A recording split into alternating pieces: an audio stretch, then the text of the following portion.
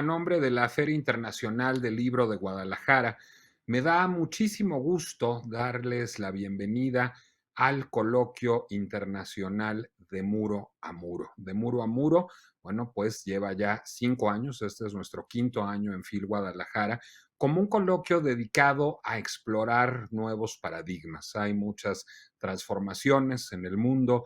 Yo diría que, digamos, y siempre es la premisa de Muro a Muro, entre la caída del muro de Berlín y la amenaza hoy afortunadamente, bueno, cuando menos pospuesta de terminar de construir el muro de la frontera que divide México de Estados Unidos, el muro de Trump, digamos, pues ha habido una gran efervescencia social, política, económica, cultural, en donde muchas cosas se están moviendo y en donde cada vez nos resulta más difícil entender la sociedad en la que vivimos. Por tanto, cada año de Muro a Muro busca tratar de explorar, tratar de entender estos nuevos paradigmas que estamos viviendo en las sociedades contemporáneas.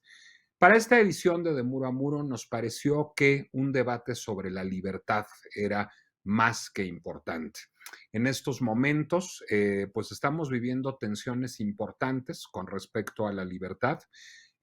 Quizás una de las imágenes más fuertes del año pasado fue la toma del Capitolio, el asalto al Capitolio por parte de hordas de defensores de la presidencia de Donald Trump, por hordas de defensores de un modelo que se antojaba claramente populista en el momento en el que Trump gobernaba los Estados Unidos y que nos llevaron a hacernos grandes cuestionamientos, nos llevaron a preguntarnos si era aceptable que en aras de su libertad de conciencia, de su libertad de pensamiento, de su libertad de asociación, de su libertad de acción, las personas que tomaron el Capitolio, bueno, pues atentaran contra instituciones garantes de la libertad en Estados Unidos.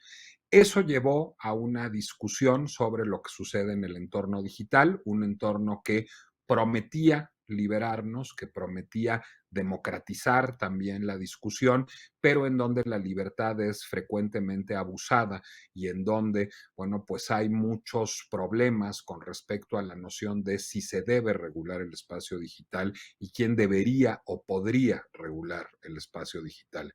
Otro de los grandes temas de este último año fue la identidad, lo que en inglés se llama identity politics, es decir, qué tan libres somos de ser. Esto pasa por la reivindicación de derechos minoritarios, de minorías étnicas, raciales, sexuales, ideológicas, religiosas, hacer lo que son y hacerlo como son, pero también con el derecho a disentir y a disentir incluso de esas minorías y a lo que se ha denominado la cultura de la cancelación o el cancel culture. Y otra libertad de la que se ha hablado mucho en este año es la libertad de movimiento. Ha habido muchos movimientos migratorios por razones políticas, económicas, sociales en distintas partes del mundo.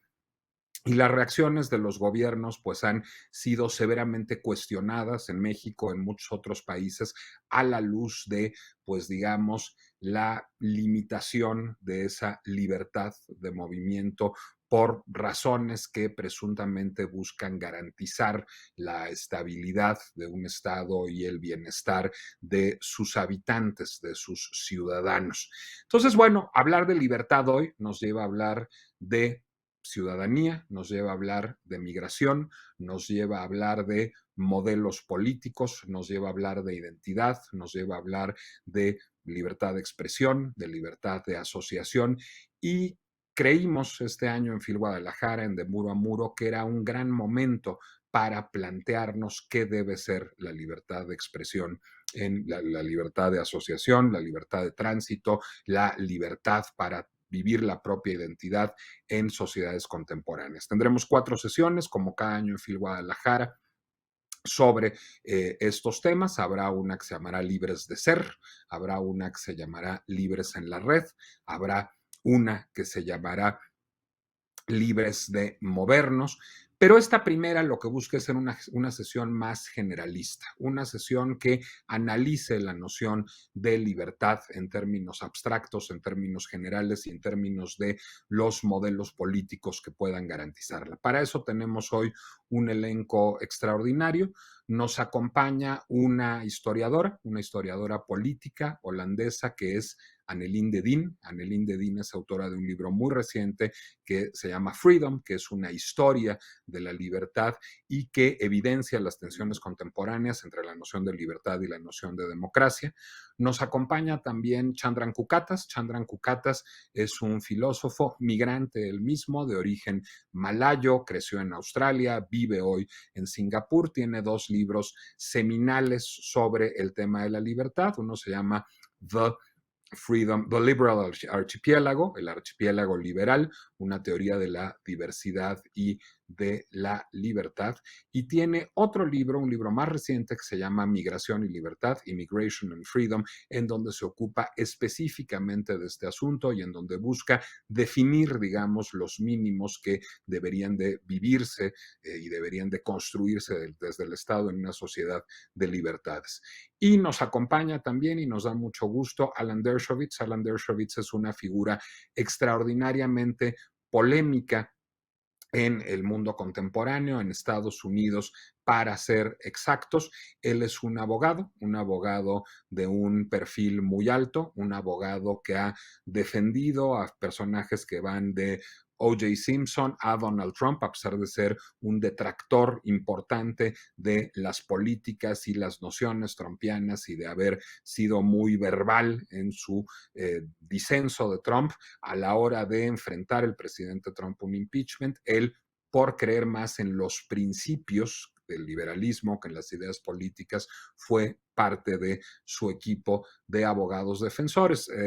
Alan Dershowitz tiene 2 libros recientes que tocan los problemas de los que hablamos. Cancel Culture, un libro sobre la cultura de la cancelación como un ataque a la libertad de expresión y al debido proceso, y The Case for Liberalism in an Age of Extremism, la defensa del liberalismo en una era de extremismo, que busca hacer, pues digamos, una definición de los principios liberales, pero también una reivindicación de los principios liberales en tiempos en que los ve amenazados y con ellos una idea de libertad. Nos da mucho gusto tenerlos a los 3. Hablaremos en inglés, tendremos esta sesión en inglés y voy a pasar. I'm going to switch to English as of now in order to have this conversation with our highly estimable panelists.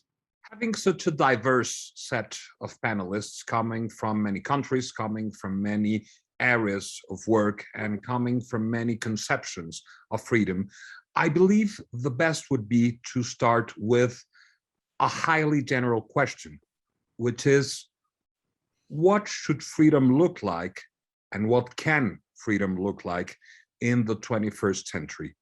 To be as fair as possible, I'll start alphabetically with Annelien.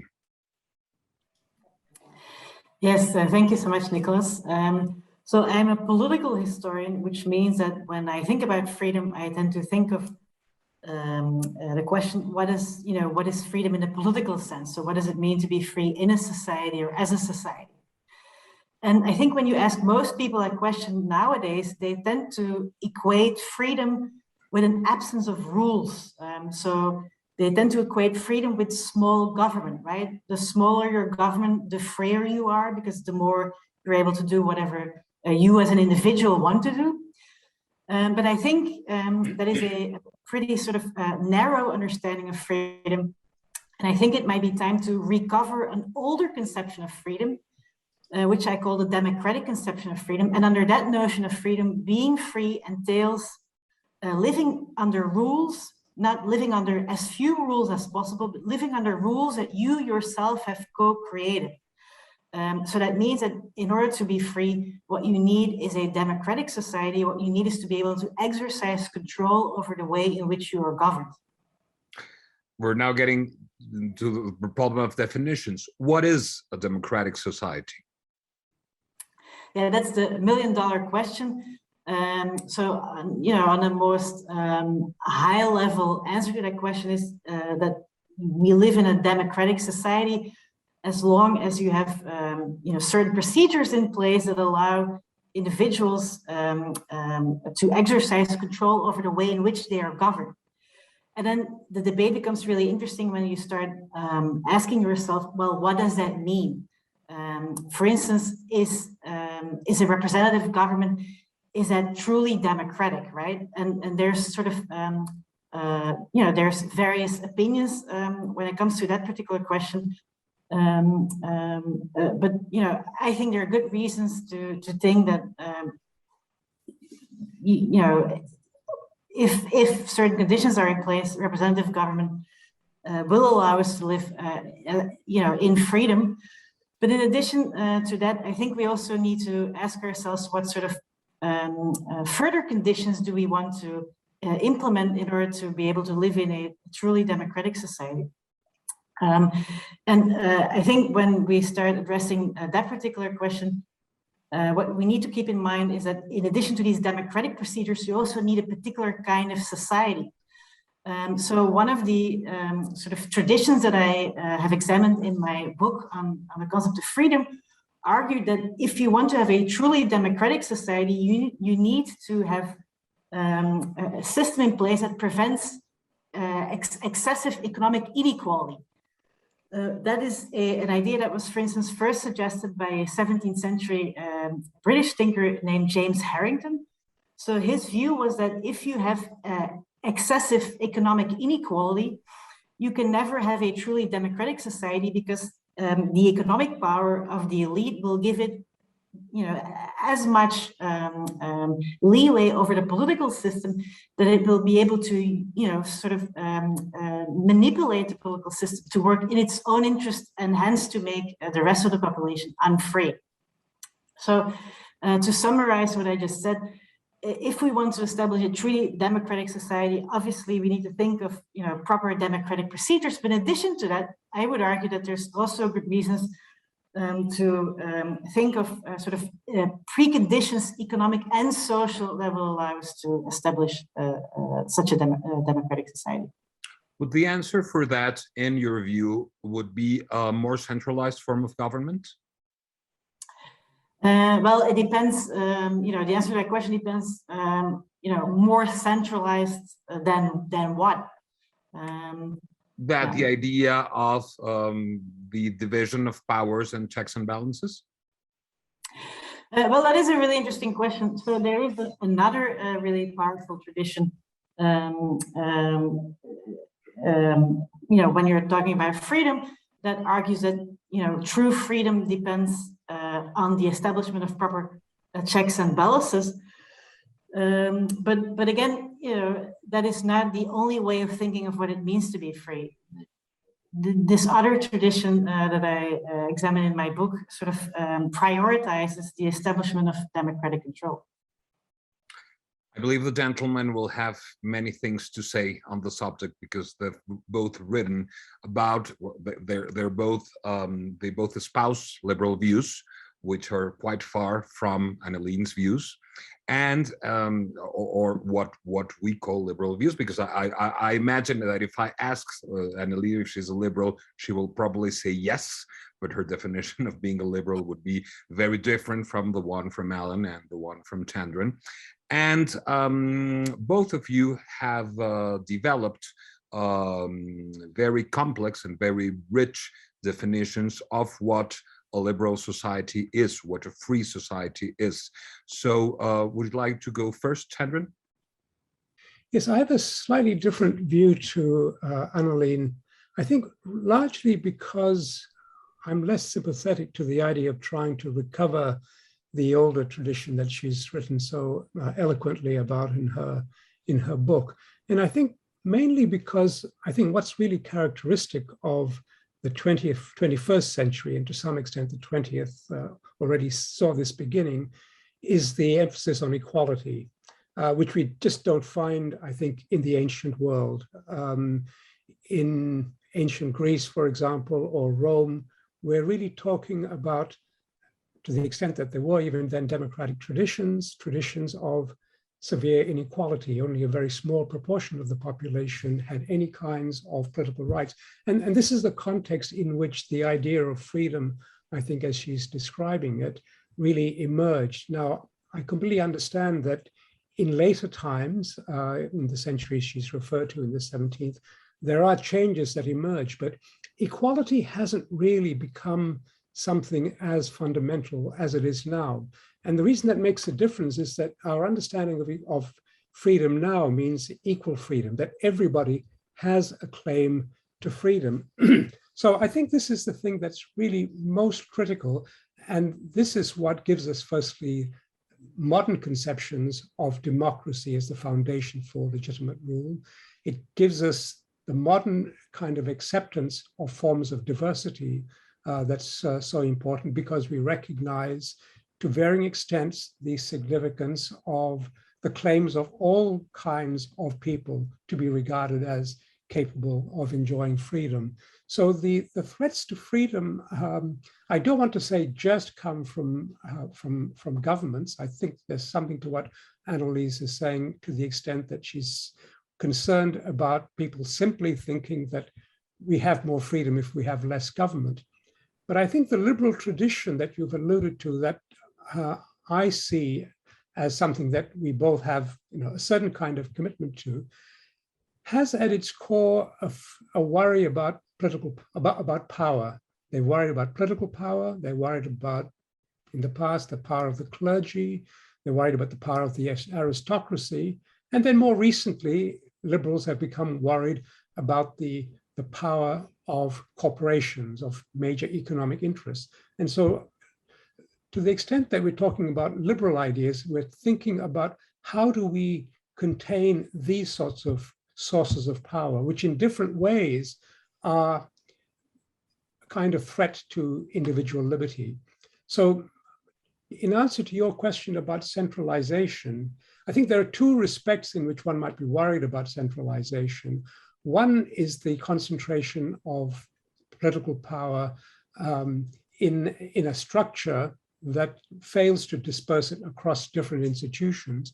But the other worry is that that power fails to be dispersed across society, so that there isn't only an absence of internal institutional checks on authority, but there's also an absence of external sources of power. So that's how I think about freedom. We can still, of course, debate about how you would define freedom itself, and that's another, I think, aspect that's worth exploring further. And here in particular, I think the ancient traditions emphasize freedom as a kind of status one has, whereas now one thinks about freedom much more in terms of the range of options we have and the value of the options we have. But rather than go into a whole explication of this right now, maybe I'll stop and get back into it during the conversation.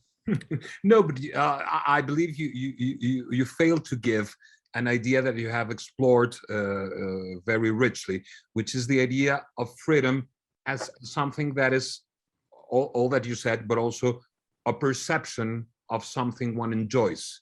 What you have brilliantly written is that there is no freedom as long as one feels free. Could you expand on that a bit, please? So here, I think what I want to emphasize, not to the exclusion of everything else, but the importance of the subjective nature of our conceptions of freedom. One can be, of course, misled about one's freedom, either in thinking that one's free when one is not, or in not fully appreciating how much freedom one has. But if someone really doesn't feel free, if they feel anxious, if they feel worried that their freedom might be lost, or they feel that they've got a range of options, none of which are really valuable to them, even though they're told that these are freedoms that they've got, then I would say that this is someone who's not really free, because such a person doesn't actually feel free. As I said, it's not sufficient to feel free to be free, but it's got to be an important part of it.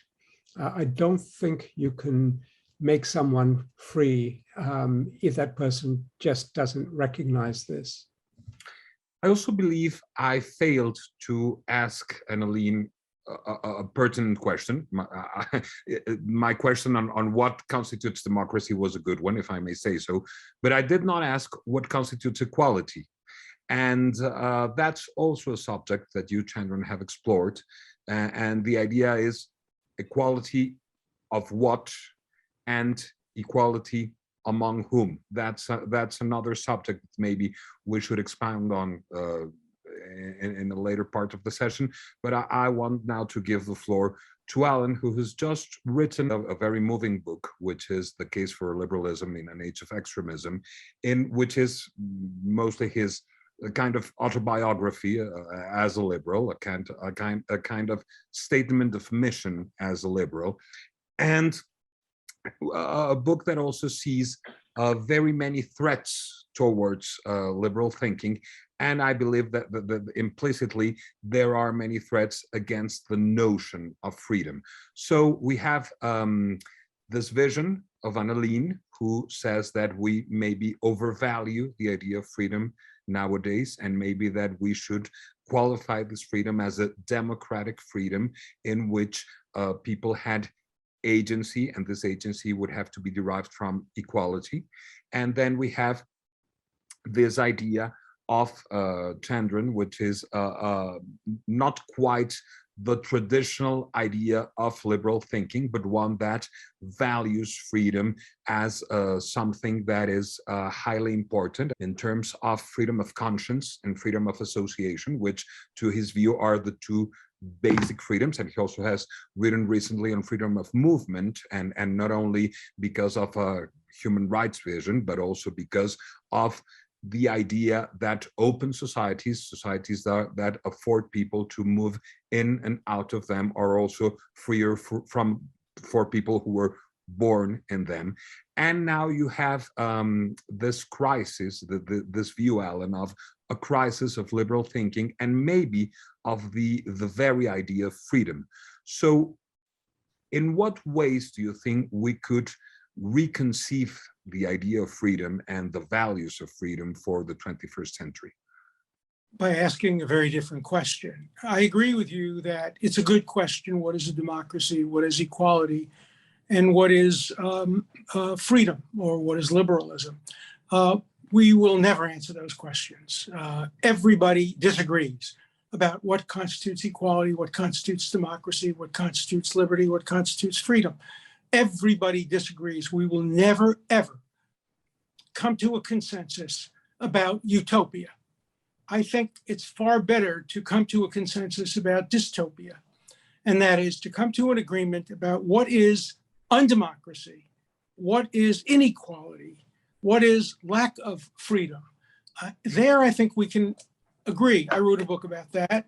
It's called Rights from Wrongs, in which I set out a theory of how rights derive from a recognition of wrongs. And the thesis of the book is that we do recognize wrongs. We all agree that the opposite of freedom is slavery. We all agree that the opposite of democracy is tyranny. We all agree that we would never want to see a recurrence of slavery, the Holocaust, discrimination against gays, discrimination against women, etc.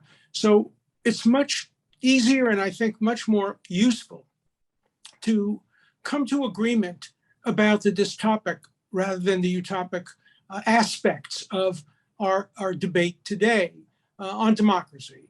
There's just no way, even between the United States and Great Britain or Mexico, we have no agreement.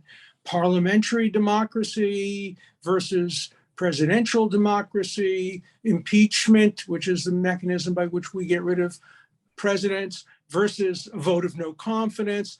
The answer is it's all democratic. It's all democratic. But we understand that what's going on in Belarus is the opposite of democracy. We understand that what's going on in many other parts of the world is the dystopic view of democracy. The same thing with equality. I wrote a new book now called The Case for Colorblind Equality in the Age of Identity Politics. And in that book, I start with Martin Luther King. I have a dream.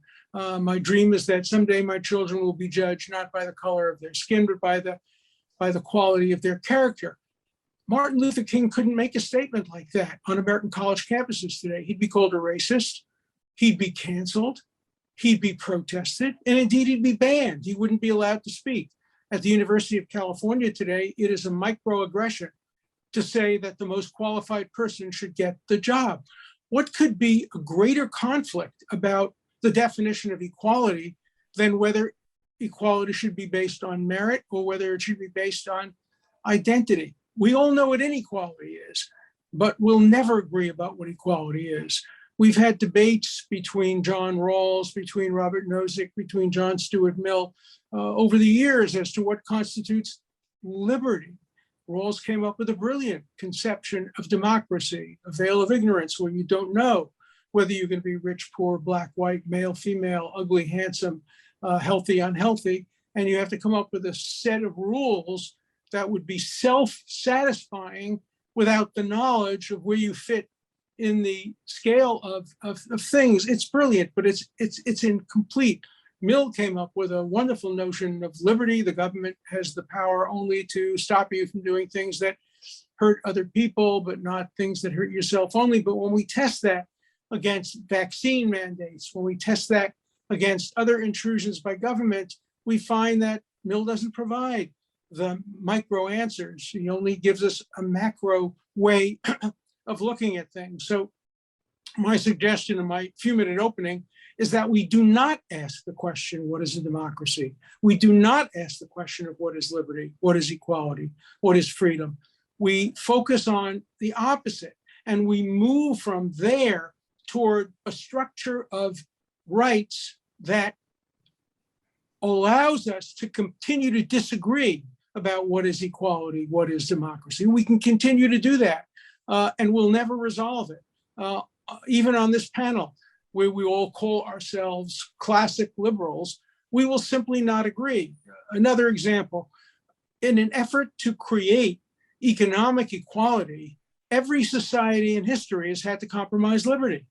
So there are conflicts, and we have to resolve the conflicts, and you resolve them through democracy. You cannot achieve equality without curtailing liberty. If liberty includes the liberty to earn money, the liberty to give money to one's children, those are inherently mechanisms for inequality. And if those mechanisms for equality are denied, then some liberty is denied. So if anybody expects in the hour that we have devoted to this to solve the problem of what is democracy, what is equality, what is liberty, what is freedom, it's a futile effort. If we can come to some agreement as to the dystopic aspects of this, I think we will have made tremendous progress. You think we can come to some agreement, at least in this panel? I think we can. I think we can begin. We can begin by the worst first. What are the worst inequalities? What are the worst lacks of democracies? And the further we go up the scale, the more we will disagree. And the closer we come to the worst, we will agree. Everybody will agree about slavery. Everybody, I think, on this panel will agree that treating people differently, let me put it this way, because maybe it isn't right. Maybe we won't agree that treating people differently on the basis of race or gender is wrong. Treating people worse because they are a woman, because they are gay, because they are black, I think we will all agree is wrong, is dystopic. Then we get to the next level. But should people be treated better because of their identity politics in order to make up for historic discrimination? There we would begin to argue, and reasonable people could argue about race-based affirmative action or identity politics. So the less ambitious we are, the more we'll agree. And the more ambitious we are, the less we will agree. What about you, Annalene? Do you think you could agree to these terms that Alan is now putting on the table, the terms that we should agree on what we do not want? Is it possible to agree as a democratic society which values freedom to agree on what we do not want? I think this is an interesting suggestion. It reminds me of something that Judith Shklar has termed liberalism of fear. So the kind of liberalism that focuses indeed on what we should fear the most. But I do have a worry about that strategy. And the worry is that perhaps we'll end up agreeing about some very basic things. But I do wonder that, or I do fear that by focusing on dystopia and leaving, the formulation of more utopian visions for other people, I do worry that we'll will end up leaving something really important on the table. So, for instance, if we look at the situation in the United States, perhaps it's too strong to term it dystopic, but I do think there are real reasons to be extremely concerned about the future of freedom in the United States, for reasons that are, in my view at least, very different from the reasons that Alan just mentioned. I think the real problem of the United States political system is that it has so many built-in systems or built-in elements that prevent people from having actual say over their government. So that's what I would identify as the most pressing problem. And I fear that by just focusing on a common view of dystopia, what we'll avoid doing is formulating a more positive vision in terms of freedom utopian society. I don't disagree with that, but I also don't want to let you assume that even the dystopic is simple.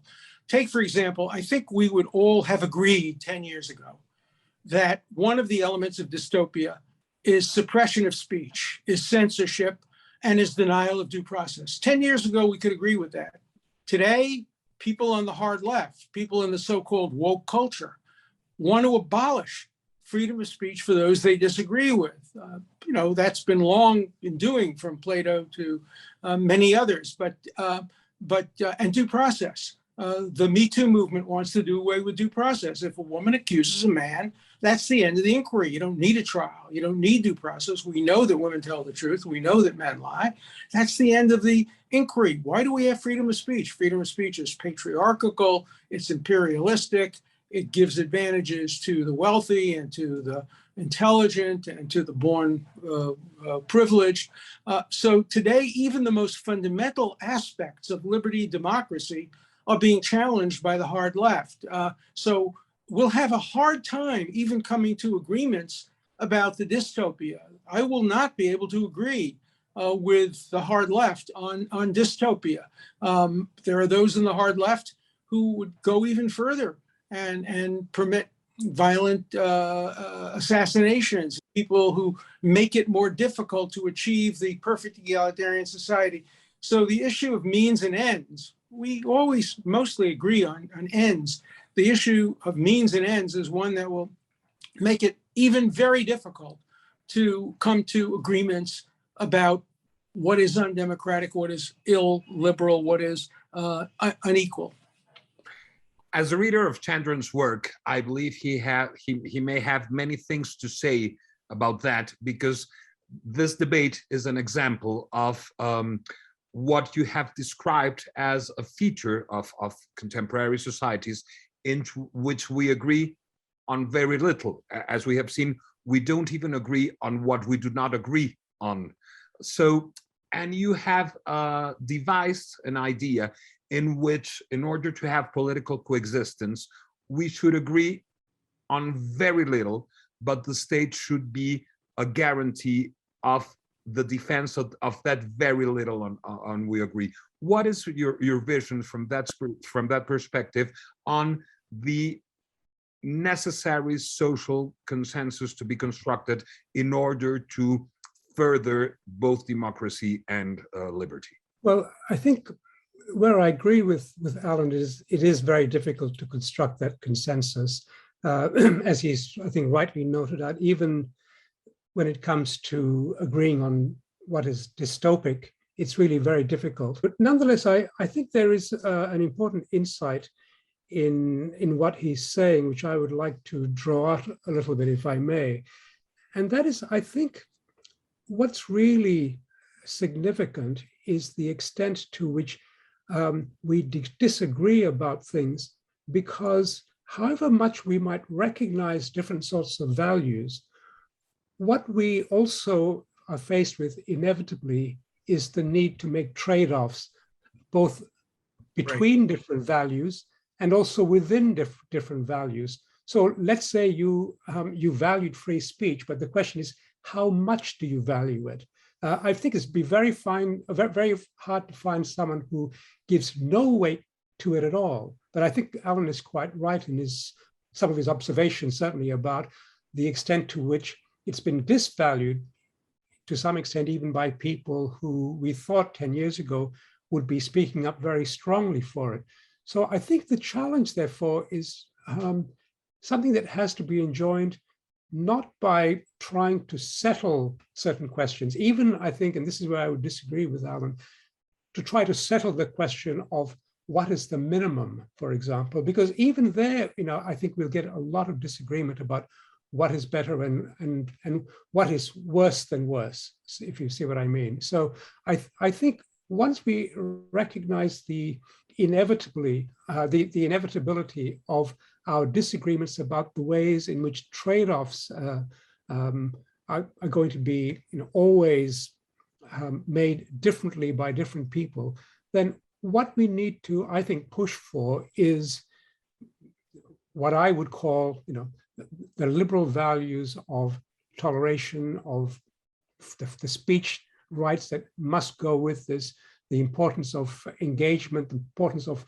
recognizing that we have differences and so on, which in itself is not going to be particularly easy, especially if you've got a group that's saying, no, we've got to silence that because some things are beyond the conversation. So to that extent, I think really all we can do is just, to the extent that we are committed to liberal values, keep pushing the idea that these things have got to be brought back into the conversation. They can't be excluded. We can't push people or ideas aside, no matter how uncomfortable we may find them. So just to go back to the earlier part of your question to Nicholas, you suggested that what I was going to argue for is a certain number of guarantees that, say, a government or a state might try to offer to ensure that there are certain minimal conditions that are met, or indeed that we try to just agree on a few things rather than agree on everything. I don't think governments can supply these guarantees, but I think it is something that we need to think about, to what extent we're trying to really get deep agreement, and to what extent what we are looking for is to find agreement on getting along, keeping the conversation going, keeping an open mind to others, reflections and commitments and the ways in which they want to trade off different values. Well, I do share the worries about free speech that have just been expressed. And I think it is really important that we try to keep as many voices and ideas in the conversation as possible. But I think there's another sort of aspect to how do we establish free speech, which hasn't been mentioned yet, and which I think is equally, if not more important. In order to have true free speech, you need to give, as much as this is possible, everybody the same sort of footing. And I think in this regard, again, the question of economic equality arises. Because if you have a society with extreme economic equality, then the sort of the danger arises that some people will will simply have more means to express their ideas and views and persuade other people of their ideas and views. We could think of Brexit as one example. You might argue also sort of undermines the equal footing of all people in the marketplace of ideas. And I think that's another worry we should have about free speech that I don't really hear mentioned all that often, because the debate, in my view, focuses really too much on the so-called cancel culture and the problem of, or the assumption that some people who are then described as woke try to exclude others from participating in the conversation. I disagree with that approach. What you're saying is some people have too much free speech because others don't have enough. For me, the answer is always to give the people who are excluded more free speech, but never to take away from those. I'd make an analogy to healthcare. One of the greatest inequalities we have in the world today is healthcare. But I wouldn't take excellent healthcare away from anybody. I would try to give good healthcare to many people, or the right to counsel. People complain all the time that only the rich get lawyers like me, who have a very good record of getting people acquitted. The answer to that is not to deny rich people the right to have me, but to require me, for example, to do half my work pro bono, which I do. So the answer in the free speech context should never be diminishing free speech, denying free speech to some who we think have too much free speech. It's true in some respects that free speech is a zero-sum game. The more I have, the less you have. But it's extremely dangerous to try to take it away from some in an effort to create equality. We've all talked about the right to disagree. I have to tell you, this very conversation could not occur on many American campuses today. We do not have a right to disagree. When I defended President Trump, even though I voted against him and didn't like his administration and hope he doesn't run again, I lost my friendships with people. People wouldn't talk to me about it. They just said, you are canceled. Yes, cancel culture really exists. You are canceled. You can't speak to our groups. You can't write in our newspapers. You can't appear in our television stations. You can't come to our dinner parties. And today on the hard left, we do live in an atmosphere of complete cancel culture and denial of the right to disagree and the right of toleration. I think we've lost the basic fundamental right we've lost over the last 10 years, and Donald Trump was part of it. Part of the reason for it, he provoked it, is toleration. We do not any longer tolerate other people's ideas, and I think that's part of the dystopia that I would hope we would agree to, and that is we must always tolerate other ideas. We must always give everyone, sure, try to create as much equality as possible, but give everyone the right to express their views and not deny anybody the right to free speech in the name of equality. My last question is, if we should promote a piece of legislation or a public policy in order to further democracy and freedom, what would you promote? Well, that's an easy one. I would say that what we need are laws that make it harder to amass wealth, both by private individuals, by families, and by corporations. And you believe that this curtailing of economic inequality or of extreme economic inequality would have what benefits? A sufficient precondition to establish a well-functioning democracy, but I do think it's a necessary condition.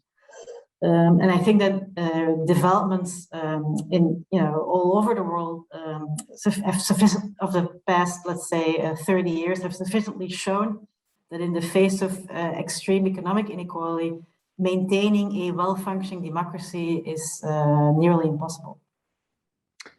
Thank you, Annalene. Alan. It's very hard. I don't think there's one single bit of legislation that could do it, but I would like to think of legislation that would promote dialogue, promote diversity of views, promote the right to disagree. Maybe it would be a requirement that all media that has governmental involvement make available speech to as many as possible. Now, all speech is not equal. There's better speech than worse speech. We've just had a very thoroughly intellectual discussion. It wouldn't have been as intellectual if we had people screaming from the outside and trying to shut us all down. We have to understand that the right of free speech means the right to heckle, the right to boo, the right to protest. So my answer to Citizens United or rules that encourage wealthy and corporate interests to speak is to make it easier for others to get a voice. A little of that has been accomplished through the internet, through Twitter, through YouTube, but that has created its own problem. I can't find a single piece of legislation, but my thrust would be to increase tolerance, diversity of views, the right to disagree, and get more people involved rather than cut back on the people who are currently involved. Chandran? Yeah, I think like Alan, I'm not so optimistic about any one piece of legislation or even a plethora of legislative enactments. I think in part it's because the way I think about politics is that, firstly, it tends to be reactive, and the idea that somehow one could do things differently. Let's say that if one got a hold of the levers of power and was able to enact legislation, I think that's just a very unlikely account of the way in which politics operated. For example, if you wanted to try to minimize the capacity of people for wealth accumulation, it just runs against the historical record. There was a study recently of who were the richest Italian families in the 15th, 16th century. And if you trace them back, they're the same ones 500 years later.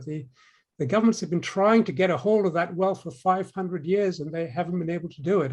I'm just not optimistic, even though I share with Annelies a really growing concern about inequality. But one thing that's also very evident is you compare countries across the world, the level of extractiveness of political elites varies quite a lot. I mean, they range from much, much lower in places like Switzerland to much, much higher in Belarus. That is to say, how much do the elites produce and how much do they just take for themselves? It's a huge difference. So I think one of the things we need to understand is what is it that makes the difference? Because it's not straightforwardly a matter of legislation. It's a matter of different kinds of regimes, and unsurprisingly, liberal regimes do better on this score. I think what we need to understand is why. And my guess is it's not the legislation that's making the difference. What's making the difference is the ethos of the population, what the population will expect from their governments, what they will tolerate. And I think, in this respect, to give a jersey to the old Marxist Gramsci, I think he was onto something when he says that, it's really what the people think. It's, his strategy, therefore, was to try to transform civil society into a way of thinking that was more critical of the liberal ideas he rejected. My strategy would be to take his strategy, but to different ends, to try to bring people to see certain things that I think they're not seeing. Unless you do that, all the legislation in the world won't help you. I have one suggestion that I wonder if the three of us could agree to. Could we all agree that an enormous amount of progress would be made if we created a law that gave relatively equal medical care and early education to everybody? That is, everybody under the age of 18 would have access to excellent medical care and excellent educational opportunities without taking it away from other people who might be able to afford more.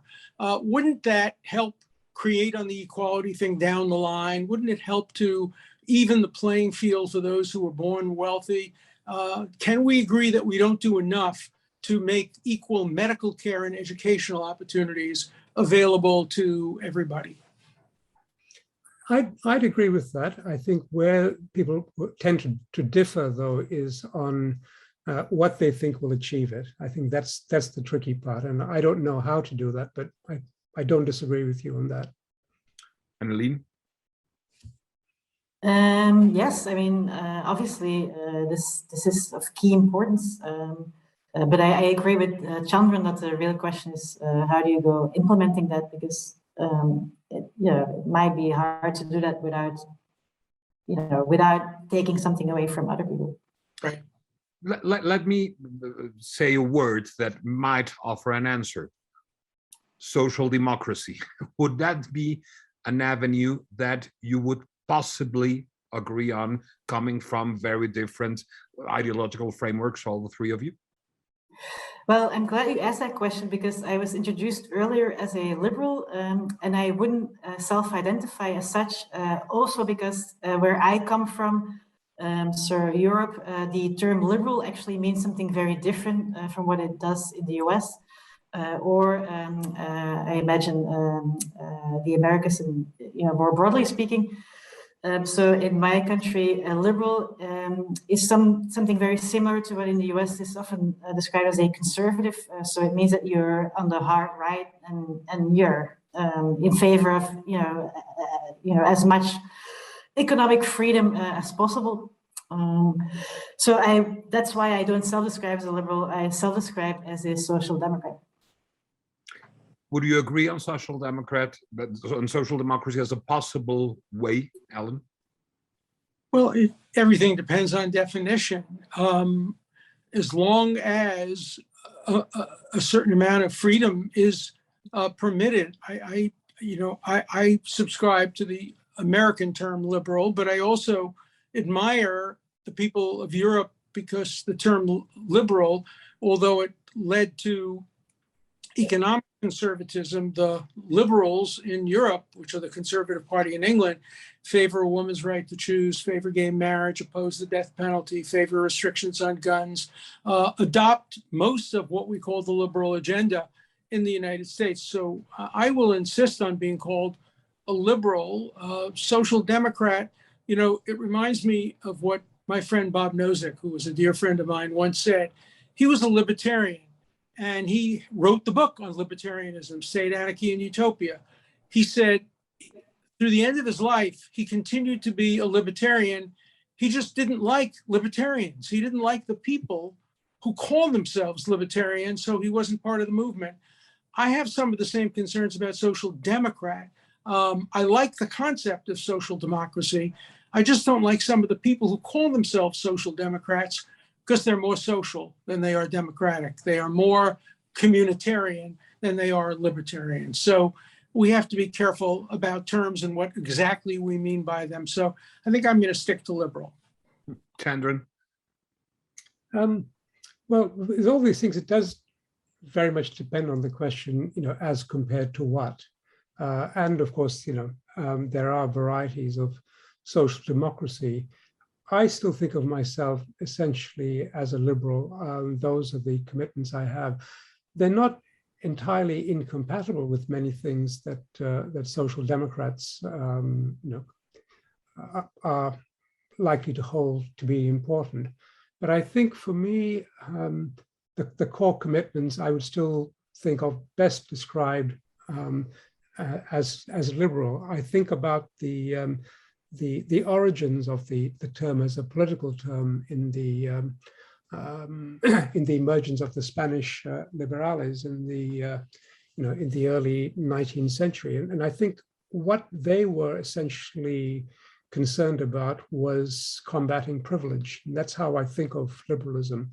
They're concerned about the rise of power and those who secure it by gaining privileges for themselves. The church, the aristocracy in those days, but now in the modern world, I think there are other sorts of sources of attempts to preserve privilege for particular parts of society.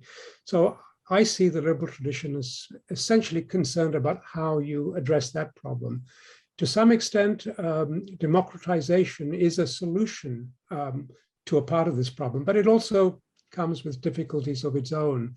So I don't want to throw democracy out, but I think it's also something that needs to be tempered, and I think it's best tempered with the form of liberalism. I was not here looking for answers, but I was looking for questions, and I believe all three of you pervade me with excellent questions and pervade the audience with excellent questions today on topics that we should reflect upon, either from a liberal, a social democrat, a libertarian, a socialist, or just a citizenship perspective. Thank you ever so much to all three of you, Annalyn Dedin, Alan Dershowitz, Chandran Kukatas. It's been a privilege having you as our keynote speakers, our inaugural panel on the From All to All colloquium.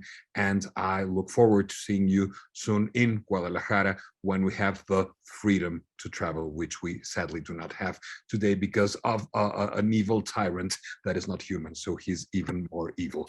Thank you ever so much. Y gracias a ustedes por habernos acompañado en la sesión inaugural del coloquio de Muro a Muro de la Feria Internacional del Libro de Guadalajara. Nuestra segunda sesión es presencial y es en 1 hora. Nos vemos muy pronto en Expo Guadalajara. Gracias y buenas tardes.